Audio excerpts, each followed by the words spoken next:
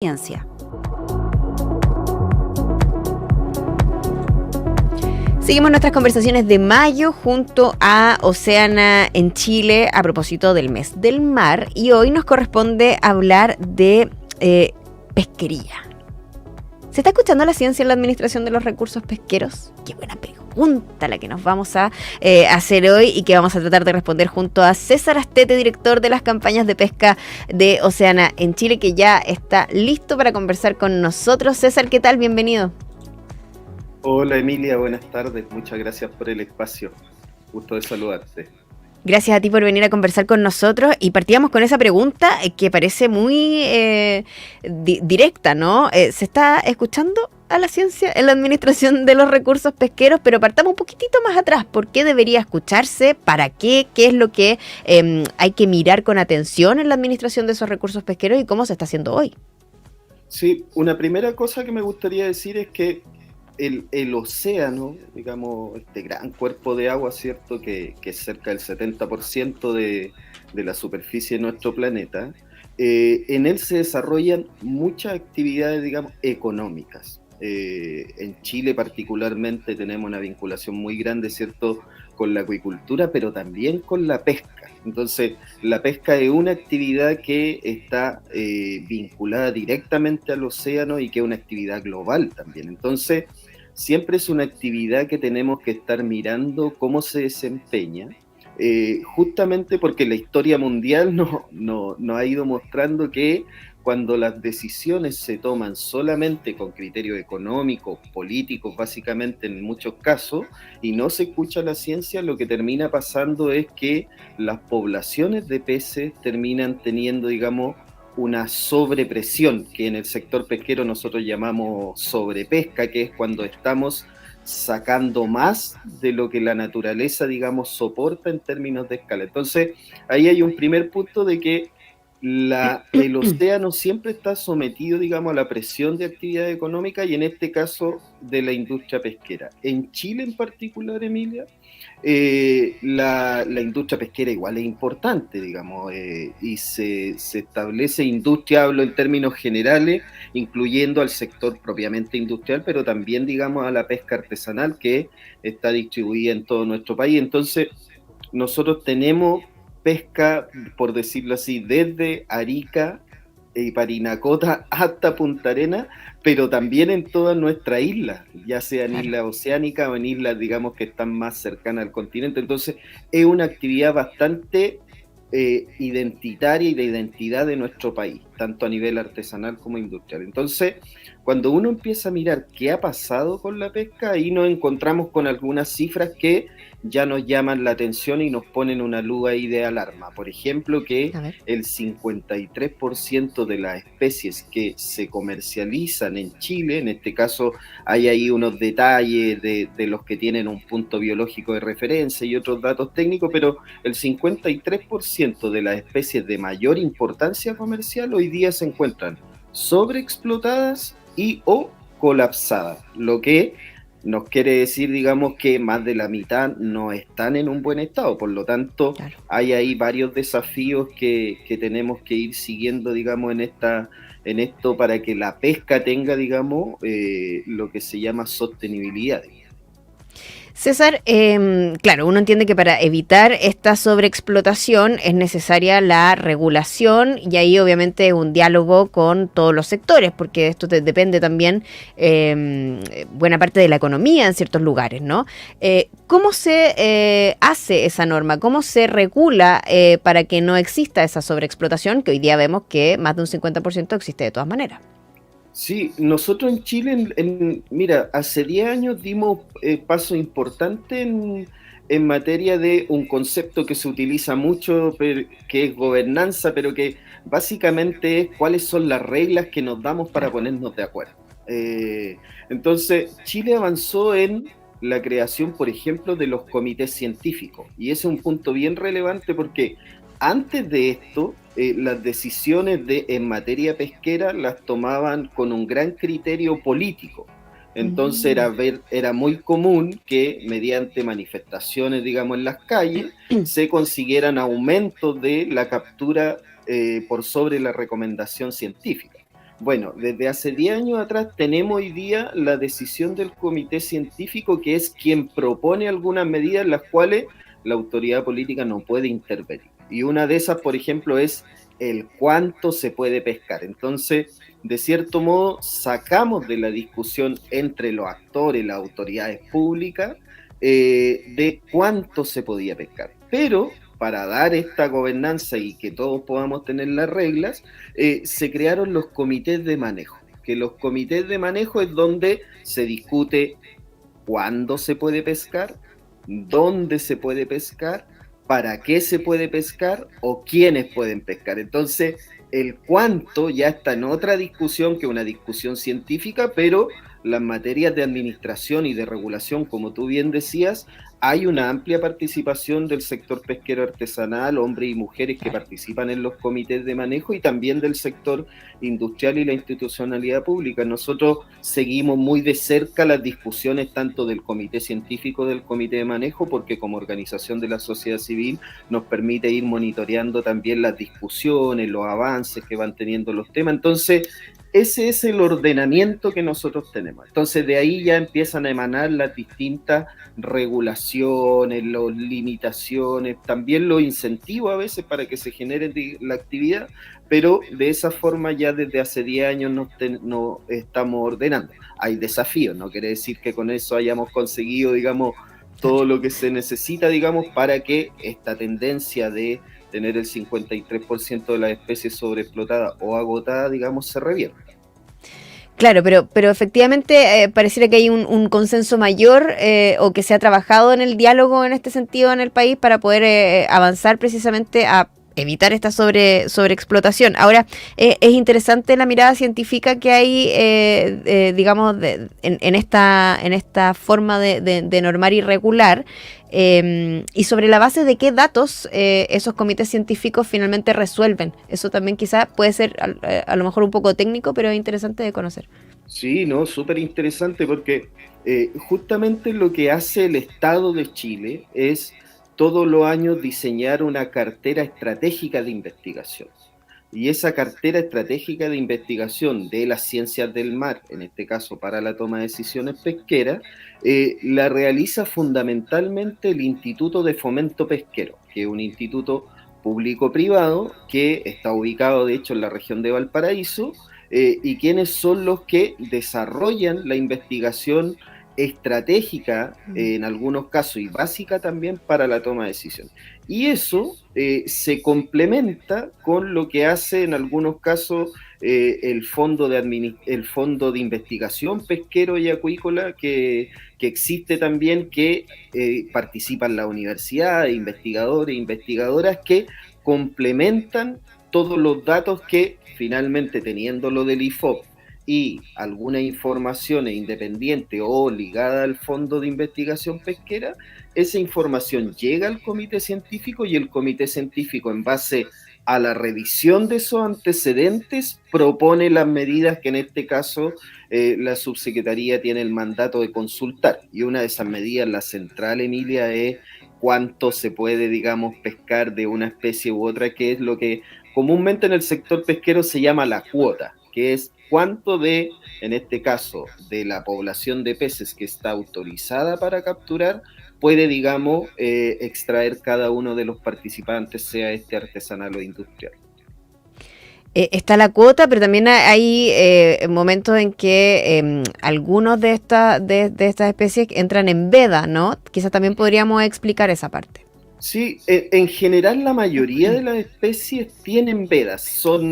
Todas las regulaciones se van generando de forma integral. Entonces, no es que en alguna exista solo cuota y no veda, sino que en general, en la mayoría de las especies, existen distintas medidas de administración. Voy a nombrar tres, digamos, solamente para... La primera es la cuota, por ejemplo, la merluza común. La merluza común, que es la pescada que generalmente conocemos, tiene una cuota anual que es lo máximo que se puede capturar. Pero también tiene una veda, que es en el mes de septiembre, que en general uno escucha durante septiembre no consumir merluza común, sino que preferir otro tipo de especies si es que quiere, digamos, consumirlo. Pero también existen medidas como por ejemplo puede ser qué tipo de técnica se utiliza para extraer.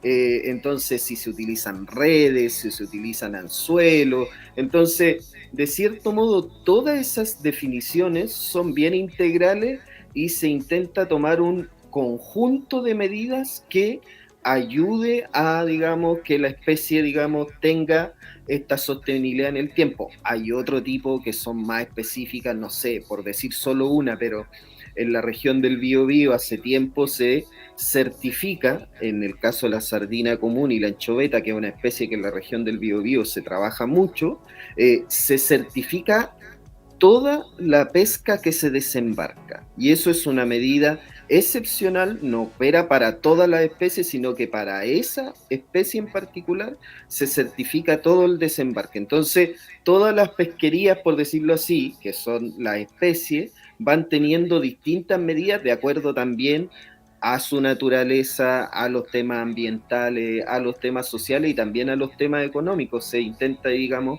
ir teniendo una mirada integral. Estamos conversando con César Astete, director de las campañas de pesca de Oceana en Chile, a propósito de este mes del mar y una serie de conversaciones que hemos estado teniendo precisamente con Oceana. Decías tú, César, que si bien hemos avanzado, si bien hay diálogos precisamente para de alguna manera hacer toda esta regulación, también tenemos varios desafíos pendientes. ¿Cuáles dirías tú que son los más urgentes o en qué deberíamos ya estar avanzando? Mira, hay un desafío que ya hace unos 10 años está pendiente y desgraciadamente duele decir que hace 10 años esté pendiente, porque hace 10 años nosotros tenemos una herramienta legal que permite trabajar en la recuperación de las pesquerías. Entonces, cuando nosotros decimos tenemos un 53% de especies que tienen problemas de sobreexplotación y tienen problemas de agotamiento, hoy día tenemos, y hace 10 años tenemos una herramienta que son los programas de recuperación. Y ahí, particularmente nosotros como Oceana hemos sido bien insistentes en que la Subsecretaría de Pesca, quien tiene el mandato de impulsar esto, lo haga con mayor celeridad, porque tenemos especies, como te decía recién, la merluza común, pero podríamos sumar la merluza austral, que se trabaja mucho desde la región de los lagos hasta Magallanes, claro. Llevan ya cerca de 10 años en sobreexplotación. Entonces uno dice, ¿en qué momento tomamos las decisiones que hay que tomar para que esta tendencia se revierta y podamos estar hablando de una recuperación como ha pasado en otras especies en Chile? Aquí hay un dato técnico, pero que lo quiero explicar para que la gente se quede ahí con algunas cosas. Cuando uno mira las especies del mar, hay distintos también conjuntos. Hay algunas especies que están vinculadas al fondo marino y esas tienen un nombre bien particular que es bentónicos, que viene del bentos. Entonces, pero también hay otro tipo de especies, hay unos que son pelágicos, que si uno mira el mar, son los que están más encima del agua. Son los más pequeños también, como la sardina común y la anchoveta, pero también están lo que uno denomina los demersales, que viven como no tan abajo y no tan arriba, en el medio de la columna de agua. Y ahí encontramos a la merluza común y a la merluza austral. Esas especies que en general viven más, por lo tanto su recuperación es más lenta, es donde hoy día nosotros tenemos el problema. Por ejemplo, mucha gente en Chile no conoce que tenemos 4 tipos de merluza en Chile, no solo 2, digamos. En general conocemos la pescada, que es la merluza común, algunas veces conocemos la merluza austral, pero también está la merluza de tres aletas y la merluza de cola, que si bien no son de consumo humano propiamente tal, son especies importantes. Por ejemplo, la merluza de cola es la alimentación de la merluza austral, entonces si ambas están agotadas, es un indicador ecológico de que algo ahí está ocurriendo. Entonces, teniendo en consideración de que las merluzas son especies que viven más, por lo tanto se pueden recuperar más lento, requerimos que la Subsecretaría de Pesca, en este caso el Ministerio de Economía, que es de donde depende, tome decisiones más urgentes, por ejemplo, en ese tipo de especies. En especies pelágicas, como la sardina común, la anchoveta y el jurel, hemos tenido trayectorias de recuperación bien interesantes y hay algunos ejemplos bien buenos. Entonces nosotros lo que hemos sostenido y lo que le hemos planteado en este caso al gobierno y al Estado en general, porque esto es algo que se viene planteando Sí. ya de varios gobiernos, es tomemos decisiones hoy día para que la recuperación de estas especies de merluza la podamos ver en un mediano y largo plazo. Si seguimos retrasando la toma de decisiones, vamos a seguir retrasando la recuperación. Y esto tiene efectos ambientales, por supuesto, que es la fragilidad en que se encuentra la merluza común desde el punto de vista de su conservación biológica, pero también tiene efectos sociales. Hoy día tenemos comunidades de pescadores y pescadoras que nosotros hemos estado trabajando mucho con, no sé, Cocholhue en la región del Biobío, y a ellos les pasa que hoy día la asignación de merluza común que tienen no les alcanza para tener una remuneración que les permita sustentar, digamos, sus medios de vida. Entonces, todo esto, si no tomamos medidas en el ámbito de la recuperación de las especies, tiene una cadena de efectos que, obviamente, como decía, están los ecológicos, pero también los sociales. Entonces hay que tener también esa urgencia porque hay gente que en algunos casos no la está pasando bien con esta, digamos, situación de las pesquerías. Perdón, César, pero para poder avanzar en esa recuperación de la pesquería y particularmente en el caso de la merluza común, tiene que ver con regular nuevamente la cuota y particularmente, me imagino, industrial respecto de artesanal. Es un súper buen punto porque nosotros justamente en Océana, en la merluza común, hemos hecho propuestas en dos de las que nosotros consideramos las principales amenazas que tiene la pesquería hoy día para su recuperación. En primer lugar, nosotros desde hace mucho tiempo venimos proponiendo que se tiene que hacer una regulación de la pesca de arrastre de fondo. La merluza común se captura por parte del sector industrial con pesca de arrastre de fondo y por parte del sector artesanal con enmalle, que se llama, que son redes, pero en este caso bien artesanales también. Entonces, nosotros hemos dicho, ante esta amenaza que es la pesca de arrastre de fondo, lo que se tiene que hacer es establecer regulaciones. Y ahí se han planteado varias ideas. Hay algunas ideas que han salido de la misma pesca artesanal en términos de tener áreas de exclusión, o sea, áreas específicamente para la pesca artesanal y otras áreas para la pesca industrial. Se ha planteado también decir el congelamiento de la huella del arrastre en Chile, que básicamente es decir, mire, usted arrastró por todo este espacio y no se puede expandir, pero va a poder seguir trabajando en algunos caladeros históricos, entonces establecemos regulaciones. Y la otra amenaza es la captura ilegal, digamos, la captura que no se reporta, que en general existe, digamos, también.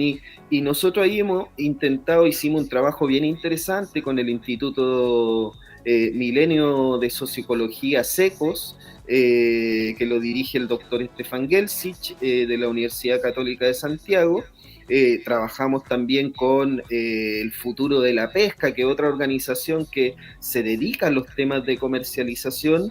Hicimos propuestas en cómo podemos mejorar, por ejemplo, el control sobre quienes comercializan merluza común, porque también hay que mirar toda la cadena de valor. A veces tendemos a tener en el sector pesquero, digo, sistemas súper robustos para la extracción, pero una vez que la pesca llega a puerto, por decirlo así, como que perdemos la trazabilidad. Entonces ahí también hemos hecho propuestas interesantes de tener sistemas de trazabilidad. Entonces hemos estado empujando, y así lo hemos hecho en merluza austral, en sardina, en todas las especies que nosotros estamos hoy día trabajando, pero de verdad vemos que nos falta tener mayor urgencia en las tareas. Creemos que a veces se mira como una especie, mire, no sé, la merluza común lleva 10 años, entonces como que pasa a ser una situación media común.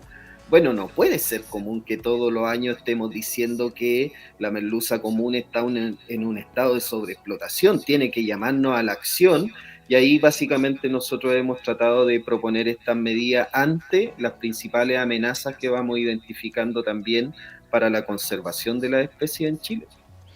Interesante conversación con César Astete, director de las campañas de pesca de Oceana en Chile, hoy hablando de los desafíos pendientes en esta materia, particularmente de la recuperación de pesquerías. Recuerda que todas estas conversaciones que hemos tenido junto a Oceana están además disponibles en nuestro canal de YouTube para que las puedan ir a revisar. César, muchas gracias por esta conversación.